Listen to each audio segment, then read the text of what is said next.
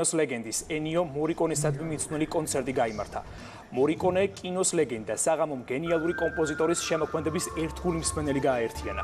დიდი მაესტროს უკვდავი მუსიკა პირველად საქართველოში ცნობილმა მესაყვირებ ნელოს სალცამ გააცოცხლა და მსმენელს მათი მრავალწლიანი თანამშრომლობისა და დაუვიწყარი თემების შექმნის ისტორიის შესახებ უამბო.